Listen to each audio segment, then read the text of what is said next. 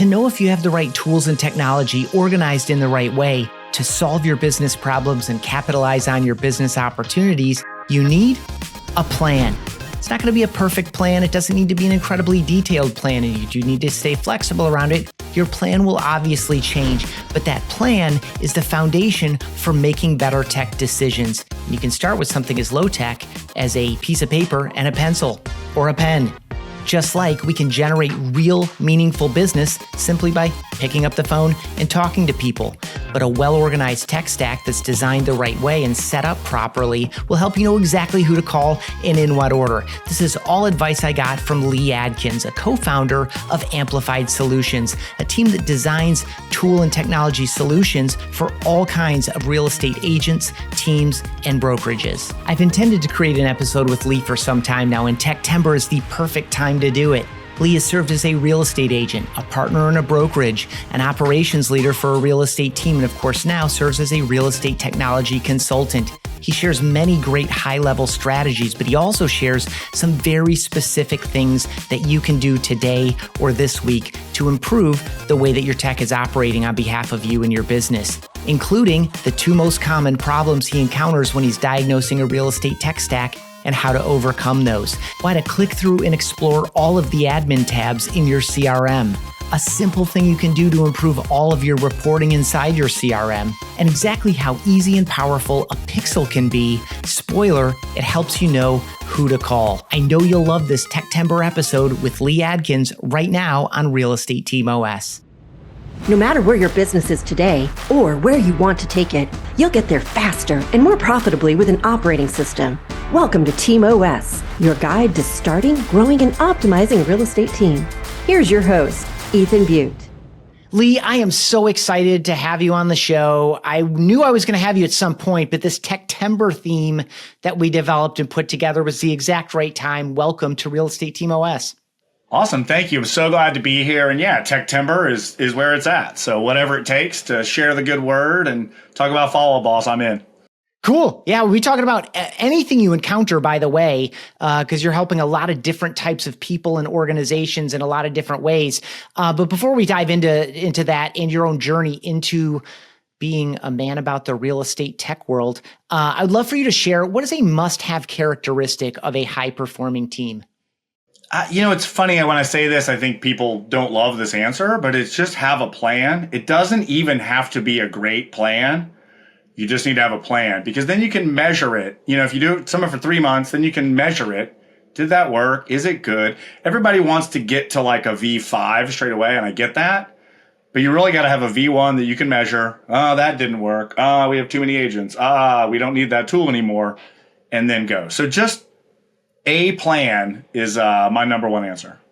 Love it. And the thing that about a plan in general, it's iterative and it's alive, as you said, because nothing goes exactly as we plan it. And then likewise, it's getting everyone onto the same page. It's something we can share with everyone and or develop with everyone or some people and say, we're going over here. And it's part of what the team is. Right. And empowering in turn of that, just to kind of tack onto it, empowering those people that you have and that you've put in those roles. Like if you have a marketing person, then great, let them go market. Like give them parameters, give them guidance, but let them do their thing. So, the more people you have, the more simple your plan actually has to be. Yeah, for the types of folks who watch and listen to this show, certainly most of them, people who started teams, were very high-performing agents who did things obviously very, very well, or else you wouldn't be super high-performing. And some personality types in that group of people really struggle to let some of that stuff go. Yeah. So I always appreciate that caution. You were a member of a real estate team. I would love for you to share your journey from professional touring musician to real estate agent to real estate team operations leader to now real estate tech consultant. I think I hit all the high points of that, but give us a quick run through of how you landed where you are today and how maybe some of that experience in the past served you in the next role or even today. Yeah, it's interesting. And I love telling the story. I'll keep it short, but in hindsight, I'm like, what an amazing plan. Of course, none of it was planned. Same thing with my career. Yeah. It's just it makes sense in hindsight. Right. I could explain it beautifully now, but at the time I had no idea what was happening. But yeah, so I went to school. I grew up in Texas. I went to school in West Texas. Had a really interesting opportunity to drop out of school and play in a rock band. So I moved to Atlanta in '96. I toured for about 6 years, almost 7 years, pretty successfully. Had a really good run. And then I got into some music education again. To keep it short, I got into some other businesses tied to music. But in '04, I bought a house. In '06, I was like, you know what? Like, this real estate thing has always been interesting to me. People laugh at this. I actually attended a career night that was on, to show my age a little bit, on monster.com, how to be a real estate agent. By the way, shout out to whoever was running Monster ads for a career night at that time. I still hear that proposed. It's now more Indeed than Monster, but I still hear do the day in the life of a real estate agent for recruiting, especially from outside the industry. Do it as a webinar or do it as an event and advertise it. And I shout out to whoever was doing that 20 years ago. It totally worked. And it was a small Weichert brokerage. Weichert was new to our market. Like, it was, again, in hindsight, it's beautiful and perfect the way it all went, but just was day by day back then. But yeah, so got in the business in '06, knowing that I didn't really want to be an agent, but that was just like there's no other way to get into the business unless you work the front desk, So got my license, had a pretty good run. Shortly after that, I joined a bigger franchise as a team member because I was kind of like, I know what I'm doing, but I need some support. I need a mentor, basically. And I had a mentor at the other brokerage. So I joined a team. Really cool guy. I still to this day hear his voice in my head whenever I'm making a decision or coaching or training people. But anyway, had a great run at that. But just kind of in 2012, 2011, I started kind of getting burned out. Foreclosures. We got to see this today. The industry was changing. And I had an interesting opportunity to jump into an existing team. For those of you not watching, I said that with very big air quotes because the team existed in some sense, but there was no structure. They hadn't even had meetings. So I came in after a long interview process, and they're like, "Wait, you did stuff before real estate?" And I'm like, "Yes." Is that relevant to running a real estate team? And they're like, "Yes, we need you to run this team." So in 2012, came out of production, fully into running this team. Follow Up Boss came along in 2013, was a huge part of, I'm going to get leads to agents and keep them accountable. I have stuff to train them on now. Like, we have a plan, not an amazing, crazy plan, but a plan. I'm going to give you leads. You're going to call them. I'm going to make sure you do. So I did that from 2012 to 2019. But while I was doing that, I started going to all these national conferences and everybody's like, "What do you do? You help us figure out what we're doing and what tools to use and who to hire and their roles and when to let people go and when we need more people." And I was like, yeah. And so it just kind of grew into this consulting business. And then, recently we've just really leaned into Follow Up Boss as the brain of all the things and using it, within your business. So that sort of gives you 30, 40 years of history in a nutshell. I love it. And so to be perfectly clear, even though a lot of people think you're a Follow Up Boss team member, you're just a customer with the deepest of histories who went all in on it and learned enough to be of super value to other people. 100%. And what's funny is I largely did it through support tickets. Like, Dan used to answer my support tickets, in 2014, I'd be like, "Hey, what's going to happen if I do this?" And it'd be like, "We don't know. Let's ask Dan or Tom." So yeah, truly learned it from using it with a team in the real world. And, obviously I've suggested, "Hey, it'd be cool if it did this. Hey, it'd be cool if it did that." But yeah, truly Follow Up Boss won early. Caroline and I looked up the number recently. I'm in the top 1,000 first clients, and she thinks the first 500 were maybe demo instances. Yeah. So totally early, and just love the platform, love the people, and said, "You know what? We don't need to look around anymore. We're good." Awesome. I would love for you to pull back super high level. Again, you've been, going to national events for years and years now. Now you're also in the offices and in the tech stacks of a variety of different businesses. What are some of the most common problems you see or hear or encounter with regard to real estate tech, whether it's at the agent level, a team level, or a brokerage level? There's really, I think, two core things, and maybe it's an A and a B. They're probably related in some sense. Well, they're definitely related in some sense. One is just simply, what is the plan for this? Like, what gap does this fill? Are we going to put everybody on it? Are we going to try it with like a couple of leads? Is there a big training curve? Like, is this a whole thing where we're going to have to train the team constantly on like, you got to do this and you got to do that? So like, what's the real use and adoption? And then I know people don't like it when I say this, but like, use the software for what it's for. Everybody, it feels like there's a lot of people in this business in particular that are all about like, I wish it did this. We need mass texting. We need this. Like, we got to have this thing. And I think your life is so much better when you buy software for what it's for and use it for what it does. Again, people don't love that answer because they're like, well, I think I need it to do this, or I need it to magically email everybody who was on my website yesterday, which it can do, by the way. But just being really clear on what it's supposed to do and what it does and using it for that, not always trying to jailbreak stuff or just complaining about what things don't do. And again, maybe too simple of an answer. And I guess if that's an A and a B, maybe this is a C, like, have a budget. Like, don't just buy it because it's a thing or it's new or it's neat or you saw a webinar. If you have like a $5,000 a month tech budget or a $2,000 a month tech budget, what are you going to give up to get this thing? Or what are you going to change if this thing is that valuable? And again, the bigger you get, I always use a boat analogy. Like, the bigger you get, a cruise ship can't just be like, oh, we're going over here.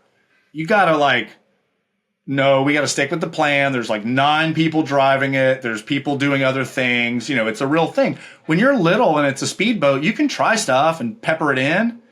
It still makes your agents crazy. Then they stop listening to you because you just change stuff every 6 months. And they're like, we're not going to learn this because he's going to change it in 6 months. But I think, again, having a budget at a high level is another great way to say, do we really need this? And does it fit into our plan? Yeah, a couple things here. First, I love that you teed up kind of 2 directions I wanted to go in next. I'll make one observation, then I have one follow-up on something very specifically that you said. My observation is what this is just for folks watching and listening, the speedboat versus the cruise ship. Obviously, we've interviewed a bunch of people in cruise ship organizations on this show, and what a lot of them will do is they'll build a speedboat to kind of go alongside it, pilot programs, and we are going to take 8 of our 37 agents or 137 agents, and we're going to go try and do it this way. So you can like have the speedboat alongside. There's hybrid in all of this. But the one thing I'd love for you to kind of double down on, which kind of relates to the 2 directions I want to go in, is this idea that like, oh, it actually does the thing that I've been complaining that I wish it would do. In this case, magically emailing people today who were on your website yesterday. Talk a little bit about that, because I feel like it's a super common problem that we run into, not just in real estate situations, but even in like general consumer applications. Like, oh, I didn't know it could do that. Basically, I never read a manual for anything. Right. I might join something like the Follow Up Boss Success Community if it was Follow Up Boss, or, go watch a couple training videos. But in general, how often do you run into people asking you things, I guess because Follow Up Boss so intimately, things that people say they wish Follow Up Boss did, and you're like, oh, it does that. And you don't need Zapier or Make to make it happen. Yeah. Right. Yeah. I'm like, ask and you shall receive. This is great. I mean, I think, I hope this answers your question, doesn't pivot away from it. But, I think it ultimately also still goes back to that plan and kind of a real self-assessment of your best role and your team members' role, if you have them, or that growth projection, pattern, purpose, if you're not there yet. But, some of these people love this stuff. I know people that would rather spend all day in the Facebook group than go sell a house as like owners of a team. And that's awesome. If that's your thing and you want to learn it, there's a million resources, from this podcast to the YouTube channel to the help deck to the unified search feature. Like, there's a million ways to figure those things out. But if that's not your strong suit, if your best use is still sales and providing revenue for the team, then look to hire that, look to outsource it. Like, there's 1,000 ways to do it. Like, you don't just have to oh, hire whoever, they're the greatest. Like some people have kids that are that age that are like digital natives that like, hey, can you run my Facebook page and do my marketing? Like I've seen all kinds of cool solutions. But I think if you love it and you want to understand Follow Up Boss, then dig in, learn all the things it can do and do all those things. If it's not, find somebody or hire somebody or contract somebody that knows it. And, it's funny, I was looking on Upwork with somebody recently and kind of comparing hourly rates. And I've done the same kind of with my hourly rate as well. It's like, do you want somebody that's $5 an hour that's going to take 7 hours to do it, that's going to have to figure it out? Or do you want to pay somebody $20 an hour who knows it, who's going to charge you 1 hour because they know it? And so I think having that, in your corner, whatever that means, whether that's, and look, if I'm being real, you could lean into your Follow Up Boss CSM for that if that's a thing. So again, it's not like you have to pay somebody hundreds of thousands of dollars to be your operations person every time. But yeah, just, understanding, utilizing those features, somebody who's paying attention to it. That was my role on the team. That was the real success. So my role was to roll out Follow Up Boss and make sure people use it along with the other tools that it worked with. And that was my only focus. And so I got really good at it because that was my thing. So I hope that in essence answers your question. I know I kind of. No, it does. And it actually answered my next one too. I was going to ask the in sequence kind of recommend a process for someone watching or listening to determine who should be evaluating and implementing tech in their organization. And you kind of addressed a lot of those buttons. I guess I would also raise up in that scenario the idea of an agent watching or listening who, like you and like the person you just described, who would rather be doing fill in the blank than selling houses, fill in the blank being any of a variety of operations functions or even finance. Like there are very sophisticated teams looking for specialists to do any of a variety of things in their organization besides sell. And oh, by the way, you happen to sell for 4 years, and that's going to be really useful to you doing it in this context. Yeah. Right. And then the follow on then, I guess you've been speaking to this a little bit, and the word that I would associate with your answer so far, which I'd love for you to kind of pull it together, is plan, essentially. But the kind of the follow on question to that one of who should be evaluating and implementing new tech. Yeah. What I heard from you is whoever's really good at it and is excited about it, if that's not you. The process of when and how to evaluate and implement new tech. You already spoke to the idea of have a budget. I think also implied in the plan is like, what are we trying to do? And you also mentioned, using tools in the way that they were designed to use. Don't take a hammer and try to like make up new use cases for it. Just hammer things with it and go get another tool if you want to do a different thing. But that knocks down a couple of problems in this area, but I'd love for you to take one good swing at when and how to evaluate and implement new tech. What should drive that process? What should the process look like? And maybe what are some different versions there? I mean, obviously migrating from one CRM to another with a database of 35,000 people is different than, do we have a better texting solution maybe? But speak to that big zone in kind of a practical way. I think on the tech, just being really clear, what is the problem and how is this solving it? And I know that's almost a gross oversimplification, but I talk to so many people that, I've got Real Scout and YLOPO and a Real Geek site and this thing and Texting Betty. And I'm just like, wow, that sounds like you just added on stuff over time and there's no real strategy. I'm all for saying, hey, we have Texting Betty to do this specific for new leads in this thing that do this thing. And we use YLOPO with our past clients to keep them on a seller alert to keep up their home value. And we use Real Scout for middle of the funnel buyer. That's a plan. And you could have all those things and utilize them well in doing that. And get great ROI on all of it. Right. I mean, that's actually probably, those were all made up examples in some level, but that's probably a pretty decent system. But again, what are these pieces? How do they interact? And further, again, depending on how big you are or how big you want to be, what is needed for adoption and execution at the agent level? Does the agent have to add 9 tags? They have to remember, if this is a seller, I got to do this thing, or if it's One of the cool features, I'll get a little bit tactical with this, then I'll go back way up. One of the things I love about Follow Up Boss notes is triggering them in interesting ways, whether it's like scripts or things like when back to our example before, somebody's active on your site, it can send them an email or reassign them or do whatever. Putting that into a note in Follow Up Boss that says, hey, this is an old lead that was back on our site. Read the notes before you call them. Because the value in being able to say, hey, I know we talked 6 months ago and you guys were waiting is so different than, hey, you want to go see this house? Like, that's the difference between being an expert and being a friggin' order taker, you know? It's a soft signal to say this person knows me and is prepared to help me versus something more transactional and shallow. Right. What do you need? You gonna buy a house? Okay, bye. Like literally nobody wants that. And nobody wants to make that call either. But I think some of us do because we're caught in the moment. Oh, I got a lead. Oh, I got a thing. I got to call them. As the industry is changing, I think a couple of things are going to happen. One of which is there are going to be more agents looking for other roles, people that have good skill sets. And I think another thing is just truly smarter, not harder, like really good messaging, good segmentation. That's really, I think, where that's at. But to jump to a really high level, and this is funny because when I also have been a partner in a brokerage, like literally I say I've worn all the hats, I've worn all the hats. We were actually located in this fancy tech startup hub, and I would go in probably once a quarter with a piece of paper, and I would write down all the stuff that either I was supposed to be doing or was doing or whatever. And it was so funny because literally people were like the guy that invented Calendly, like started at a desk like three people down from me, you know, now they're $1 billion company.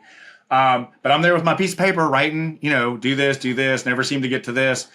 And then put those into categories. Like this is marketing, this is operations, this is finance, this is that. And you're going to see a lot of patterns around like either what you never get to or what you don't like doing or what you do like doing. And also, as you do that, you're like, I shouldn't admit this live on a recording, but I still do it. And I look at it and I'm like, that's marketing. We have a marketing person. Why am I doing that? Hey, marketing person, here's a 3-minute loom on how you can take this off my plate. And so I think, again, as simple as it is, kind of that deeper self-assessment. Maybe if it's not all the things you do, it's like all the things that need to get done. And then putting them into those buckets, and you're going to go, wow, look, I have a lot of operational things. I need to try to solve for this. And again, I know this isn't always the go-to of the successful real estate agent who suddenly has a team. But if somebody's looking for actionable advice, get a piece of paper. Write down all the stuff that you do or should be doing. Put it into categories, and then go, oh, look, here's a plan. It's not an amazing plan, but it's a good V1. Yeah, I love that. I would also I am imagining right now, that you could do similar with your tech stack. What are all the things that I have, and why do I have all of them? To kind of go back to, I use this tool for that reason, I use this tool for that reason. You could probably use it. The other thing I love about the way that you propose that is close the laptop, ditch the phone or the tablet, go somewhere. You can take a pen and a note paper anywhere. You could take it to the ocean side if you're anywhere nearby and sit down and do this. Like, create some space, be reflective about it. And this is the way we figure out our org structure and our tech stack, among other things. You know, what am I doing that I'm terrible at? Or, you know, you could maybe, I'm even now seeing an intersection of these two things. Not to dwell on it too long, but like, here are all the things that I'm doing, and here's kind of how I would disperse them. You could layer, maybe from an agent perspective, or even from an organizational and operations perspective, what tech do we have in place, and where are the gaps? Where are the overlaps, and where are places that we don't have solutions? Do you like that idea? I love that. I think it's brilliant. And again, just sometimes people, and what's funny to me, a lot of times the people we work with and the people in this business, they are more visual people. And it's so funny because I can see people trying to like imagine this flow chart in their brain. I'm like, why don't you just write it down? Why don't you just, we'll do it for people. Like, let's make a flow chart. The problem is they're often 3-dimensional because it's like when this thing happens. You say it and I'll just write it down. Right. Right. Just give it to me. But I think part of the problem is, as much as it's great to hire a third party to do that, and as much as I personally love doing it, you're the only person that knows yourself, that knows your goals, that knows all the other players, that knows what you want to spend to do this, that knows, hey, if this doesn't happen in 5 years, I'm just going to go back to me selling houses. Like, it's just important to do that. In fact, it's funny you said that, because I wrote our final operations manual for our team sitting in a Starbucks in a Target over the holidays. Like, I mean, it's probably 10 years ago, but like literally just focus time, head down. Here's your 50-page how to do everything ever for this team. But yeah, sometimes it's not about, playing in Follow Up Boss to figure out all the things. Sometimes it's bigger than that, Love it. And you did another nice job, just coincidentally, of teeing me up for where I wanted to go next, which is at Amplified Solutions, the business name, the team that you've built. You have both a quick assessment and then like a really deep audit process around this stuff. I'm sure it's anchored in Follow Up Boss, but it's impossible to talk about Follow Up Boss without talking about the 5 or 50 things someone has plugged into it. Right. That's its power and its beauty. When you think about that, either that quick assessment or the deep audit, what are you looking at in a tech stack or in a CRM instance? Kind of in what order? And is that a priority order? And like, what are you looking for? Like, what are like, oh, good, check. I'm thinking of like the diagnostic I get after I take my car in for 30,000 mile service or whatever. And you get like the all green here, got a little yellow here. We may want to be on the lookout. But when I bring it in for 100 tires next time, but yeah. I know when I'm going to bring it in for 150,000 miles, even though I maintain my cars very well, and have historically, there are going to be a lot more yellows and cautions. And do we want to invest here? Do we want to invest here? And so I would assume that you're walking in somewhere in the middle of that with a lot of cases rather than, building a tech stack clean from the ground up. But break that down. How should someone evaluate their tech stack in general and maybe their CRM in particular for like, is this doing what we want? Do I have the pieces I need? I know that's massive, and we're not going to be able to do in 10 minutes what you normally would do over a probably multi-touch engagement. But that's why I introduced both the assessment and the audit concept, maybe land somewhere in the middle on that. Yeah. So I'll cover it at a high level, and you said it very well, but I'll just reiterate it too. So the assessment for us is really, it evolves over time. So I'm going to give a high level answer, and then I'm going to give a little more of what we do, and then we can talk a little more about like a deeper audit.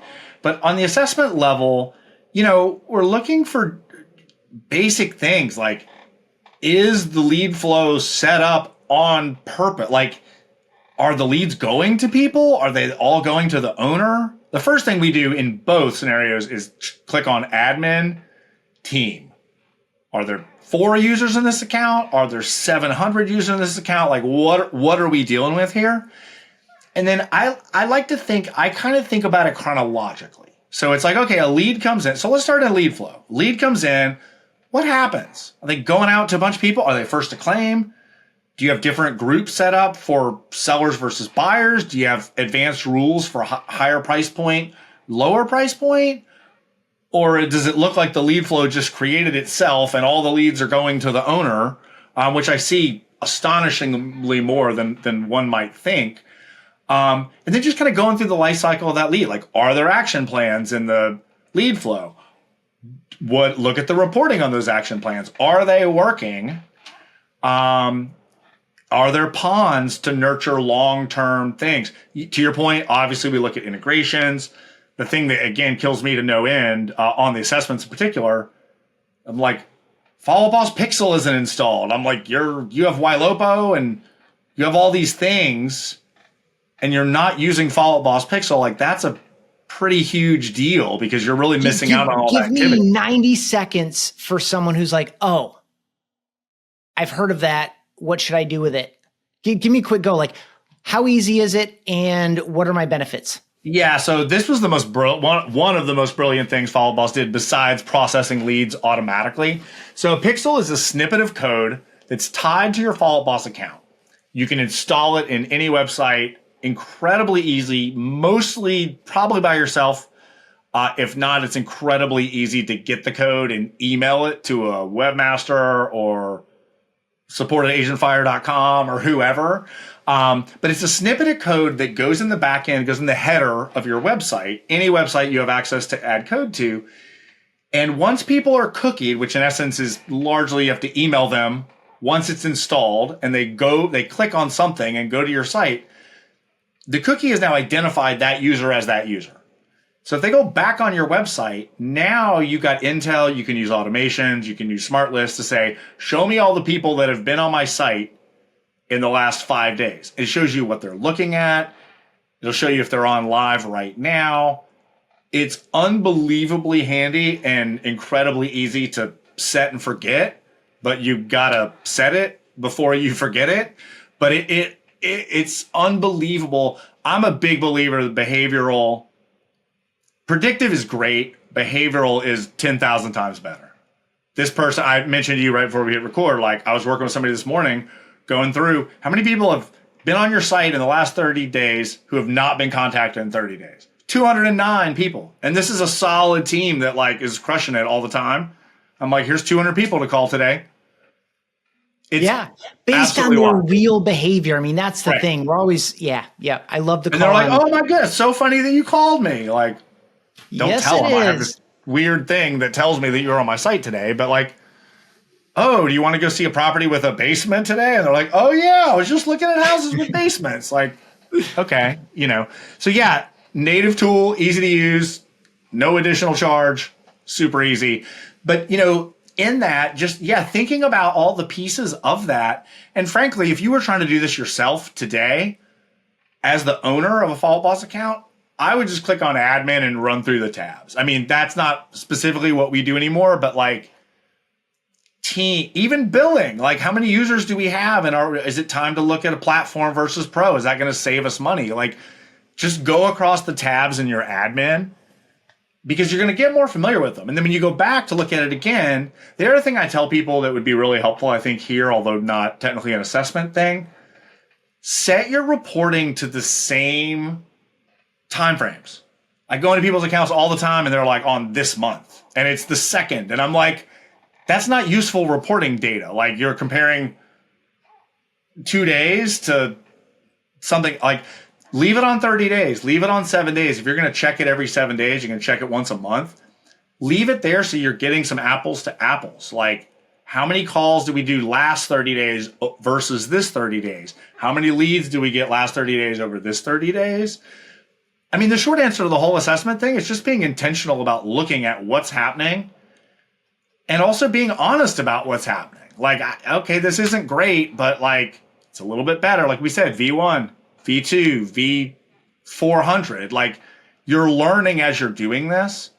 And so then you start to go, it's funny when we engage with people, like they're so excited to have help. All of a sudden they're like, oh my goodness, we can do that and we can do this. And we're like, okay, but let's get the core, we're not doing automations on day one. We'll get there. But yeah, I would honestly say hit admin in your account, scroll through all those tabs, think strategically about what's happening, and then, assess this is good, this is bad, this doesn't matter to me. That's fine. And it's okay, by the way, to have things that don't matter to you. You can't do all the things all the time. So it's okay to say, hey, you know what? We're not going to get into action plans today. That's a whole other rabbit hole. Let's just focus on our lead flow and assignment and initial follow-up, and then we'll go from there.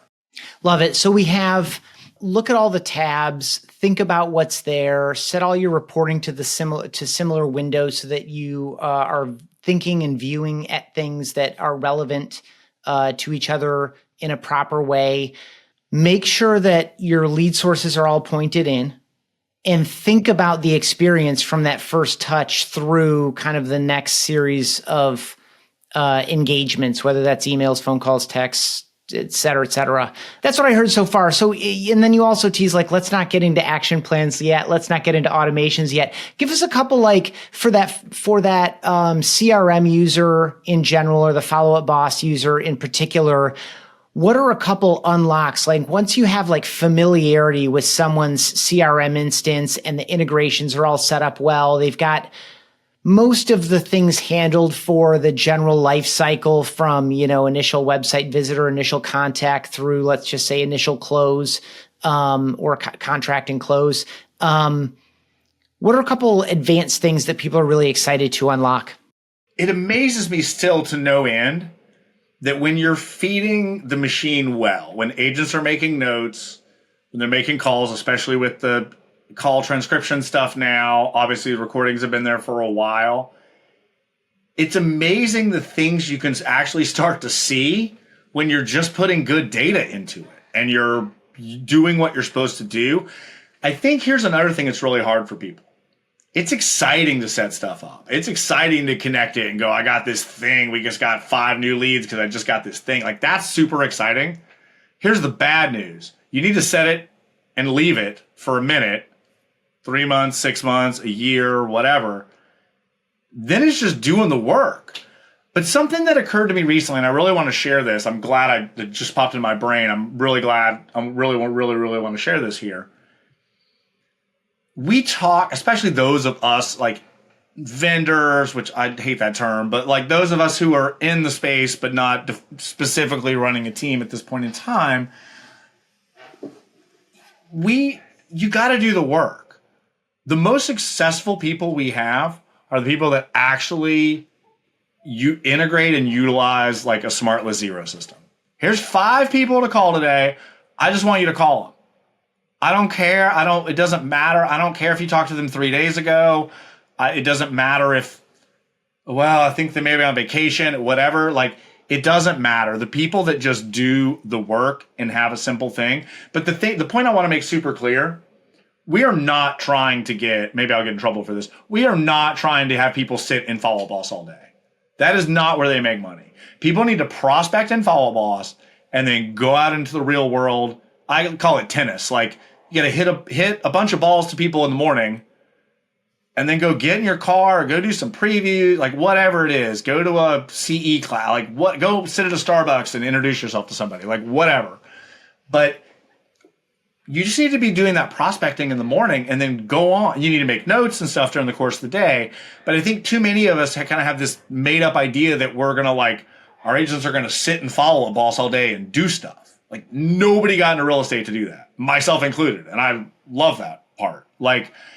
So I think it's important for us to understand that we don't want our agents in follow-up boss 24 hours a day. We want them going in, doing the things they need to do, and then go sell. I always say you can't make money in real estate unless you spend time in houses with people. Like, that's it. You can make 1 million phone calls. You ain't getting a check for making a phone call. You're getting a check for getting an appointment with somebody. So I just think it's really important that we start to really kind of reframe this idea that they're not in there all day and we don't want them to be. We want them to call 10 people and then go field those, responses all day, or 300 people, whatever it is. I don't want people to get caught up in a number.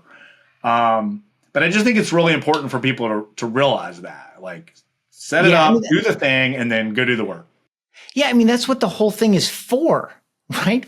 Essentially, it's a central place to bring all the people and to organize all the data and to have the data organized for you at some level, to surface the right things to do now to get you out talking to people sooner rather than later. Right. Right. That's his job, is to get you out of there, Right. Prioritize the right stuff, go through the, smart list zero it, and then you're naturally going to be out and about talking to folks.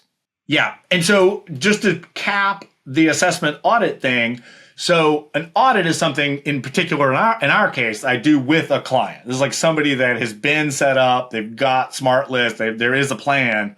But even still, I did a couple yesterday. I'm literally going through people's accounts and I'm like, there's so much opportunity in here. There are 300 people that have done something that are in these smart lists. People just aren't calling them. They are here. It is working. There's just 1,400 people in the smart list across, a 30-person team. But there's literally money. My other favorite thing to do is go in the trash. I go in the trash all the time. There's a Zillow inquiry from yesterday. It's we'd like to see this property at 5 o'clock today. And I'm like, that's why you don't put people in the trash. So yeah. Man, you just unlocked so many things. First, I just want to double back a minute and say a lot of the team leaders that I've talked with on this show who are working with either new agents or, agents that were not super productive in their first year or two because they didn't have kind of like the leadership guidance, accountability systems that they needed to be successful, are doing exactly what you just said. Like everyone's in by X o'clock. We're all role playing and doing a little bit of training until X plus. And then for 30 minutes or an hour, all we're doing is cranking through our smart lists. And then ideally we're all out of here at lunch, like going out and making money, right? Getting signatures and making friends. We don't talk enough about that, right? We talk about, you got to do this. You got to make this smart list. You got to go to this webinar. It's like, no, you need to call a couple of people every day. This is embarrassing, but when I was in the business, I actually had a BlackBerry. And I would literally spin the wheel down and just call whoever it landed. When I get in the car, just call whoever it landed on. So imagine how, especially in a market that's already tough. You're a relatively new agent or one who hasn't really found your feet under you yet. You just haven't found that success or that groove, and you're still on that edge. Am I going to be one of those folks who gets driven out or flamed out or burned out of the industry, or am I going to? Like, actually, you're somewhere in that zone of like, which way am I going to go here? And now you're doing activities at random versus having, working inside an organization that has a good setup, that is prioritizing opportunities. So your hit rate is just much, much higher. You're having better conversations. You're better informed going into those conversations. Yeah. And therefore it's going to be more fun for everyone because you know why people want someone to talk to them. And you're mostly talking with people who want someone to talk to them. Right. Exactly. It really is true. And to be fair, this is pre-Follow Boss. This is when I was personally in production, and that was the easiest way to do it. It was like, I don't know, just spin this thing down. And like, Bobby, I haven't talked to him in a while. Hey man, what's up? Like, and people may or may not believe this because I do a lot of webinars. I'm obviously really present in the community, but like, I'm pretty introverted. I don't want to call people on the phone, but when that's your job and that's your business, like, you just got to do it. And again, I think we just spend a lot of time, there's a joke, obviously, that, people read the notes to figure out why to not call people. And I think, in some sense, we've just gotten away from those core basics. There are a lot of things we could do now instead of calling people, but we still just need to call people at the end of the day, said and done. So like, if you find yourself avoidant of these activities that really produce money, maybe you're in the wrong seat inside the organization. Maybe you do belong in the organization, but you're in the wrong seat. I want to color up a few different things here that you mentioned. And what the category I'm talking about here is money in your database that you're unaware of or ignoring. You mentioned it's right there in the smart list, but we haven't called through them. Another one that I hear a lot is too many leads in agents' names rather than pulled back into a pond because the agent isn't working it properly. Another one is a horrible story about being in the trash. There was no there wasn't enough understanding of definitions of what's what and what do we do with different things. And people were essentially taking, I'm looking in 6 months or 9 months or 12 months. Right. And instead of putting them in some kind of a nurture zone, they were putting them in the trash. There is money. No, I don't care what CRM you're using. There is money in your database right now. I just offered 3 examples or kind of gathered them up based on what we've already covered. Any other ones top of mind? If someone's like, I want to have 5 high quality conversations this week that I didn't anticipate, and Lee pointed me into the zones in my database that would help me maybe find them. Do any other things come to mind besides the 3 that I just covered there? I mean, I always forget this one, to be fair, and it's the most obvious and the best source of business. Call your freaking past clients. Period. It's you don't have to even talk about real estate. It amazes me, and somehow I think even in our list, it's number 9 now or whatever, is past clients every 90 days. Last communication every single person's account I go into, those smart lists they're just full. And I get it. And some of them, maybe you Facebook message or, maybe there's a reason, or you see them at the gym or you play golf with them or whatever. Make a freaking note that you play golf with them or just something, because I just, that's such a missed opportunity. And again, I think people aren't thinking of those for referrals as well. Like people are like, oh, well, they just bought and they're not gonna, and they whatever. So first off, easy button. Hey, are you guys settling in? Have you made any changes? Anything cool? Any, did y'all finally, and again, you spend a bunch of time with them doing it. Oh, did y'all finally paint that back bedroom from that terrible red color? Like whatever it is, like you're not going to have a hard time talking to them. And you also don't have to, do you or anyone you know need to buy or sell real estate? Have a nice day. Much respect for the people that do that and the coaches that teach that and the people that actually execute on it. But you don't have to do that. Like they know what you do for a living. Oh yeah, business is great. We added 2 new team members. Hey, did you guys ever fence in that backyard? Like it's not about you, but that's just such, again, a massive missed opportunity, whether it's Popeyes or calls or client events or just texting them, hey, I was thinking of you. But again, log it in Follow Up Boss, even if you use your cell phone number. Like I get that. Just log it in Follow Up Boss so it's intentional. It'll feed the machine. Your smart list will pop up again. But yeah, I should probably start doing this. Dan and I did a live audit of somebody's account once, which was pretty fun on a webinar. But like, it's fun to go find these opportunities. I mean, it's maddening at first. Fellow introduced this real sellers thing that basically shows you like, look at this person in your database that just listed with somebody else. I guarantee you right now, there are a minimum of 10 people. If you have 100 leads in your database, there are a minimum of 10 people in there that could be money if somebody did something, period. Yep. Really good. Okay. I would love for you to share what you're doing with office hours. Anyone who got to this point already got a taste of like, oh, there's a lot of cool stuff going on in there. There's a lot of opportunity. We're only barely scratching the surface of it here in this conversation. For someone who wants to go into go into the software, see some of this stuff, get very specific. So Office Hours is an amazing resource. I watched hours and hours of it as soon as I joined Follow Up Boss. So I felt like I knew you before we ever connected.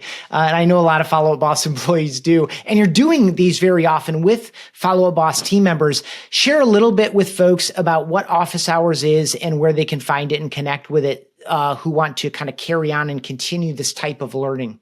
Yeah, awesome. Yeah, and thank you for that. So yeah, a couple of years ago, I guess maybe 4 or 5 years ago now, started out, Dan and I had lunch. He was like, you want to do some client interviews? I was like, sure. That kind of turned into webinars. And then we were like, we should just make this like a consistent thing. And so, thus is born. There's no marketing department. There was none of this back then. It was just like, well, not no marketing department, but it was just 2 dudes like, hey, I have an idea. Yeah. And so we started doing these sessions. And the thing we also realized is that the Follow Up Boss CSMs, which are basically the people at Follow Up Boss who either have assigned clients that they help, mostly on a strategic level, or if you just, 1-800 Follow Boss, that's not really the number, but or you can just get a CSM. But, it was kind of born out of starting to do it with them, and they were seeing client things. I was seeing client things. We're like, wow, everybody's having a hard time with action plans. Let's do a session on action plans. And so now the evolution is twice a month, typically the first and third Thursdays at 1 Eastern. We do a live webinar. It's very topical, usually pretty tactical. I mean, it's usually pretty like, click here. This is how you do this. So it's me and a Follow Up Boss CSM who are both literally living in the space. I've seen people do it this way. I've seen people do it that way. Just sharing some of those things. And we try to keep it pretty basic. Because frankly, I think a lot of even the longtime power users sometimes need to come back to basics. So they're not like crazy, you got to do this. Like they're very attainable for people. And yeah, so and all the recordings are available as well. You can find them in the Follow Up Boss Facebook community. There's a YouTube playlist. Maybe we can link that in the show notes as well. Yep, 100%. But yeah, there's a playlist from years and years. I think there's over 70, maybe 80 videos in there now that are very like, how to use first to claim, how to make good action plans, how to make your first automation. Like they're very, very tactical and hopefully very approachable.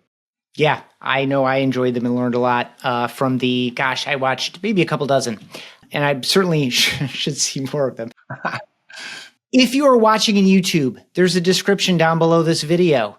and I do a short write-up. I give you actually in YouTube, I give you end times if you want to jump to a particular topic or send someone into a particular part of this conversation. I have little end times down there. But there will also be a link to the YouTube playlist, as well as to the Follow Up Boss Success community, as well as other places to connect with Lee and Amplified Solutions.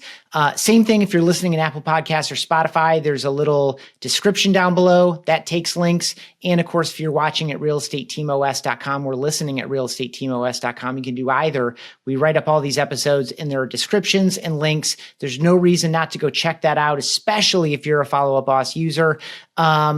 Lee, before I let you go, again, 3 pairs of closing questions. The first is, what is your very favorite team to root for besides Amplified Solutions or Follow Up Boss? Or what is the best team you've ever been a member of? So favorite team to root for or best team you've ever been a member of? Frankly, from a memory perspective, without giving a specific example, I'd have to go back to like my band days. Cause like that, ironically, that is a team and it's unbelievable. All the musical things that apply to what I do now, like right people, right seats. What's your role? Are you the drummer or are you the lead singer? Like, what's the thing? So I think for me, honestly, deeply, the answer has to be several different musical things, but like that creative, work hard, have a strategy, have a plan, have clear roles. Like that's the most powerful unit I've been in that's really had that. I've heard some version of a band. I think this is the 3rd time, and I've done like 60 plus episodes, but I love that one. And it absolutely does work, especially the other like specific layer in there is specialists at each position that are all required for the whole thing to work, which is the power of the team. There's something really powerful about having a musical, like a classical musical background coming into this. And it is the idea that you have a role, you have to prepare, you have to know your stuff, and then you have to show up and a whole group of people depends on you to know and do and be ready for your stuff. Applies in sports, dance, like any real estate, like any of those things. And I know this is supposed to be a rapid fire question, but I couldn't resist a minute to just, I love the idea of you do your thing, learn your craft, show up, add that to a group, and just magical things happen. Yeah, it's great. What, Lee, is one of your most frivolous purchases? Or what is a cheapskate habit that you hold on to, even though you probably don't need to? Oh, man. It's funny. I think that would actually apply to real estate tech, the frugality part of it. Like as exciting as it all is and all that, I just know how easy it is to like $9.95 yourself to death. And it's just crazy and it's not worth it. And it's way harder to clean it up than to not do it in the first place. It makes me think about the way we all buy television or entertainment programming these days. Like, this $70 cable bill is terrible. Right. Let me add 6 versions of $9.99 to $19.99. $130 later with like 9 new logins. And you can't watch that on this screen, but someone else is watching on another screen. Like, forget it. Right. That's a great example. That's funny. Okay. When you are learning, growing, and developing, what are you doing? What does that look like? Or when you're resting, relaxing, and recharging, what are you doing? What does that look like? I do a fair amount of both. I do love to get away. I love to like go camping, like just off the grid. I don't use my cell phone for work. Like I gotta be out. It really is the rest and recharge. Even internally with our staff, like people are like, oh, I'm going to check emails. I'm like, nope, you need to go away so you can come back strong. Same way that when we work with people, we teach them like, you got to pause, you got to have a vacation policy. You got to pause leads on people. You got to have a plan. This business is way too hard and it will absolutely eat you alive if you don't set aside time for dinner once a week or something just to recharge your soul. So I got to stick with that one. Good call. Unplugging. If someone's gotten to this point, they obviously want to check out in the description and check out that playlist. But anywhere else you would send people that want to learn more about you or the work that you do? Yeah, I'm not hard to find. I mean, our website is amplifiedsolutions.com. I know that's a long name, but with my musical history and the fact that we provide solutions for people, it's not too hard to remember. I'm not real active on social, but feel free to connect with me there. If I don't answer you or accept your request for 5 days, it's nothing personal. I'm maybe recharging and camping instead of checking Facebook. But So any social platform is good to connect. Just know I'm not going to be the fastest, and I'm probably not going to like every single one of your posts. But this has been a joy. I appreciate you, Lee. I hope you have a great afternoon, and I hope you don't wait too long to find another opportunity to unplug. Thank you. I appreciate that. I love what you're doing with this. I got to get caught up on all the episodes, but I'm such a fan of what you're doing, the value you guys provide, and how great a job you do both preparing and executing the session. So thank you for having me on. Thank you. Thanks for checking out this episode of TeamOS. For email exclusive insights every week, sign up at realestateteamos.com.